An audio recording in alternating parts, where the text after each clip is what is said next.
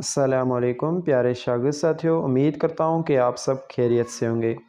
आज की इस वीडियो में मैं आप सबसे जो Mehran university of engineering and technology में एडमिशन्स हो रही हैं उसके बारे में बात करूँगा। और कुछ स्टूडेंट्स जो हैं वो पूछ रहे थे कि उसमें मेडिकल वाले अभी अप्लाई कर सकते हैं या फिर नहीं, और उनके लिए अगर अप्लाई करें तो कौन से प्रोग्राम्स होंगे और इंजीनियरिंग के लिए कौन सी कैटेगरी के प्रोग्राम्स हैं, उसके साथ उसका एलिजिबिलिटी क्राइटेरिया क्या है, या फिर अभी जो रिसेंट कंडीशंस हैं न्यू वो कौन सी हैं, और क्या इस टेस्ट के 2 अटैम्प्ट होंगे या फिर 1 अटैम्प्ट होगा, ठीक है, और इसकी फ़ीस वगैरह क्या है, ठीक है।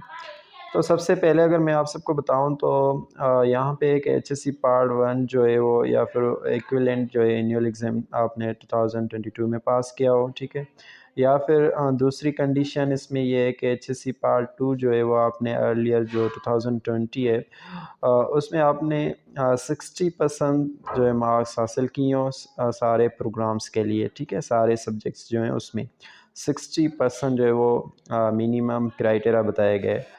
उसके बाद अगर हम एचएससी पार्ट 2 की बात करें तो दूसरी थर्ड नंबर कंडीशन जो है उसमें भी यही बताया गया है कि आपने अगर 2020 में पास किया है तो उसमें एट लीस्ट जो है वो 50% मार्क्स जो हैं वो सारे इंजीनियरिंग टेक्नोलॉजी प्रोग्राम्स जो हैं वो उसमें आपकी ज़रूरी हों। उसके बाद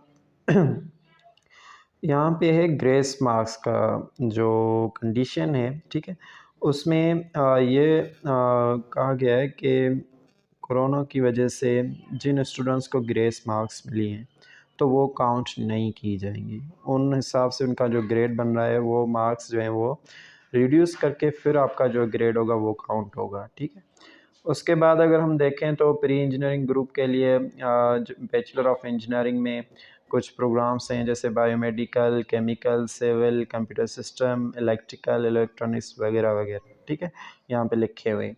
उसके बाद इसी प्री इंजीनियरिंग ग्रुप में बैचलर ऑफ साइंस भी आ जाता है, ठीक है, bachelor of architecture, business administration, city and regional planning and English, ठीक है। अब प्री मेडिकल ग्रुप के जो स्टूडेंट्स हैं उनके लिए जो है अगर वो चाहें तो वो बायोमेडिकल इंजीनियरिंग ले सकते हैं, बिजनेस एडमिनिस्ट्रेशन ले सकते हैं, environmental sciences and computer science भी ले सकते हैं, एंड इंग्लिश डिपार्टमेंट जो है वो उसमें जा सकते हैं, ठीक है। जनरल साइंस ग्रुप जो है उनके लिए हमारे पास है computer systems, electronics, software and telecommunication में जा सकते हैं। बैचलर ऑफ साइंस में भी जा सकते हैं जिसमें कंप्यूटर साइंस एंड मैथमेटिक्स आ जाता है। उसके बाद similarly bachelor of architecture, business administration, city and regional and English जो है वो सेलेक्ट कर सकते हैं, ठीक है। तो ये थी 3 कैटेगरीज जिसमें फर्स्ट जो है वो प्री इंजीनियरिंग ग्रुप आ गया, उसके बाद प्री मेडिकल ग्रुप, उसके बाद जो है वो जनरल साइंस ग्रुप। अब अगर आप ह्यूमैनिटीज़ ग्रुप में जाना चाहते हैं तो उसमें आप सिर्फ बिजनेस एडमिनिस्ट्रेशन एंड जो इंग्लिश है वो सिलेक्ट कर सकते हैं, ठीक है। अगर और ग्रुप्स हैं तो इन ग्रुप्स को छोड़ के डी तक और ई में जो आता है और ग्रुप्स उसके लिए आप सिर्फ इंग्लिश में जा सकते हैं, ठीक है। अगर हम इवनिंग प्रोग्राम्स की बात करें, इवनिंग प्रोग्राम्स में अगर आप जाना चाहते हैं तो सिमिलरली उसमें 2 ही हमारे पास कैटेगरी आती हैं जैसे pre engineering and general science के ग्रुप्स। अगर जनरल साइंस ग्रुप की बात करें तो उसमें अभी नए डिपार्टमेंट्स जो हैं वो बहुत ही अच्छे हैं, आप जाना चाहें तो जाएं, ठीक है। Cyber security, I will like to suggest you to choose it, and artificial intelligence ये भी अच्छा डिपार्टमेंट है, ठीक है। बाकी ऊपर जो है वो बैचलर ऑफ साइंस जिसमें भी ये दोनों सेम डिपार्टमेंट्स आ जाते हैं, और इंजीनियरिंग में अगर देखें तो city, civil, electrical and mechanical आ जाता है, ठीक है। अब उसके बाद यहाँ पे अगर कैंपस में जाते हैं, ठीक है, मेन कैंपस को छोड़ के खैरपुर वाली में, तो उसमें भी ये कुछ डिपार्टमेंट्स जो हैं वो मेंशन है, जनरल साइंस ग्रुप या फिर प्री इंजीनियरिंग में कौन से हैं, ठीक है। तो ये हो गया। उसके बाद एडमिशन फॉर्म जो है वो 5 मई से इन्होंने लिखा था कि वो जारी करेंगे, शुरू हो गए। तो इसमें जो है वो कैंडिडेट जो होंगे वो अपनी रजिस्ट्रेशन फ़ीस जो है वो 4100 रुपीज़ पे करेंगे, ठीक है। और उनका जो अकाउंट नंबर है वो भी यहाँ पे दिया हुआ है, HBL का है, ठीक है। उसमें आपने ये जो है वो फ़ीस पे करनी है 4100 रुपीज़, ठीक है। ये चालान की जो है वो फ़ीस है, जनरेट होगा। इनकी जो वेबसाइट है वो दी हुई है अब UG एडमिशन्स म्यूट edu.pk, ठीक है। उसके बाद जो डॉक्यूमेंट्स होंगे, जस्ट लाइक यहाँ पे ये कहता है कि आपकी जो कॉपी है चालान की उसको स्कैन करके फिर आपने उसको अपलोड करना है, ठीक है। उसके बाद जो रिक्वायर्ड डॉक्यूमेंट है ओरिजिनल मार्कशीट जो है सर्टिफिकेट, ठीक है, SSC एंड HSC पार्ट 1 की, ठीक है, तो वो ज़रूरी है ओरिजिनल। और उसके बाद आपकी न्यू जो पिक्चर हो, न्यू रिसेंट, रिसेंट का मतलब है कि नई पिक्चर आपने निकालनी है और वो भी आपको स्कैन करके फिर अपलोड करनी है, ठीक है। डोमिसाइल हो आपके पास या PRC जिसमें C फॉर्म आपके पास हो तो वो भी एक्सेप्टेबल है, या एंड मतलब C9C एंड बे फॉर्म। इसका मतलब ये है कि बी फॉर्म C9C आपके पास हो, अगर C9C आपके पास नहीं है तो आप बी फॉर्म जो है वो भी यूज़ कर सकते हैं, और PRC में आप C फॉर्म यूज़ कर सकते हैं। अदरवाइज़ आपके पास डोमिसाइल है तो ये भी एक्सेप्टेबल है, ठीक है। और ये सारे डॉक्यूमेंट्स जो मैं बता रहा हूँ वो स्कैन्ड हो, ठीक है। स्कैन कैसे करेंगे, आप केम स्कैनर डाउनलोड कर सकते हैं प्ले स्टोर से, वहाँ से आप पिक उसमें निकालें, उसमें ही स्कैन हो जाएगा, ठीक है। और इनकी जो मिनिमम साइज़ है वो भी वो वेबसाइट पे लिखी होगी, वो आप रीसाइज़ कर लेना।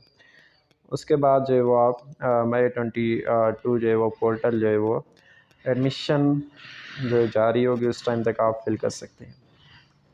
अब यहाँ पे जो भी स्टूडेंट्स एलिजिबल हैं वो first computer based pre admission test में बैठ सकते हैं, ठीक है। और जो स्टार्ट होगी 3rd वीक ऑफ जून का जो 3rd वीक होगा उसमें फ़र्स्ट टेस्ट जो होगी वो अटेम्प्ट की जाएगी अकॉर्डिंग टू द नोटिफिकेशन, ठीक है। अगर सेकंड टेस्ट होती है, ये इनका कहने का मतलब ये है सेकंड टेस्ट होगी अगर कोई देना चाहता है कि उसके ग्रेड्स इम्प्रूव हों, ठीक है, और उसके ग्रेड्स ख़राब हैं या फिर फेल हो गया है फ़र्स्ट अटैम्प्ट में, तो सेकंड टेस्ट दे सकता है, ठीक है। सेकंड अटैम्प्ट होगा इस साल और उसकी फ़ीस जो है वो है 2200 रुपीज़ सेकंड टेस्ट की, सेकंड अटैम्प्ट की। अगर आप देना चाहते हैं, आपकी मार्क्स फॉर एग्ज़ाम्पल कम हैं या फिर आप फेल हो गए हैं, अल्लाह न करे, ठीक है, तो आप दूसरा अटैम्प्ट भी दे सकते हैं। उसकी fees as compare to first attempt कम रखी गई है, 2200 रुपीज़ ओनली। उसके बाद दोनों टेस्ट में से आपका जो स्कोर अच्छा होगा वो काउंट किया जाएगा। ये भी एक अच्छी अपॉर्चुनिटी है आप सबके लिए, ठीक है। तो कोशिश करें कि फ़र्स्ट अटैम्प्ट में अगर आपके अच्छे ग्रेड्स आ जाएँ तो बेहतर है, ठीक है। और दूसरा अटैम्प्ट वैसे भी इतना डिफ़िकल्ट तो नहीं होता, लेकिन फिर भी कहते हैं कि first impression is your last impression. उसके बाद जैसे आप फॉर्म वगैरह फ़िल करते हैं तो आपको स्लिप्स वगैरह आ जाती हैं। उसके बाद वो स्लिप्स लेके आप जाते हैं वहाँ पे टेस्ट के लिए, बैठते हैं, आपके सामने कंप्यूटर पे MCQs आ जाते हैं, वो आप सॉल्व करना शुरू करते हैं। आपके पास 60 मिनट्स होते हैं, पेन वगैरह वो देते हैं, आपको पेज भी देते हैं कि आप इस पर लिखें जो लिखना है और जो आपको सॉल्व करना है उस पर सॉल्व करें।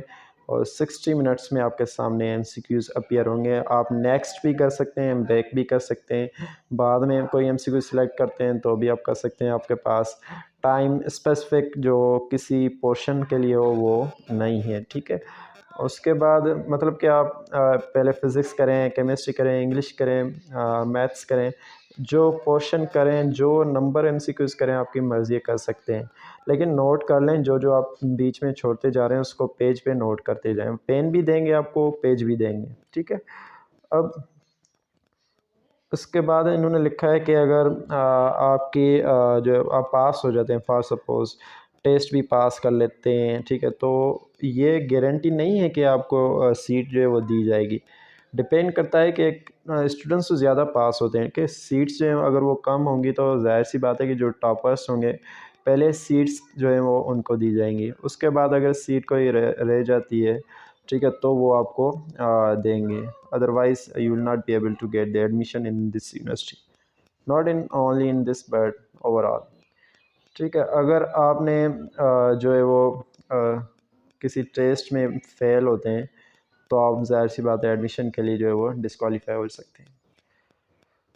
इम्पोर्टेंट नोट जो है वो लिखा हुआ है कि रिक्वायर्ड डॉक्यूमेंट्स जो मार्कशीट सर्टिफिकेट जो मैंने आपको पहले बताए वो सारे आपके रेडी हों।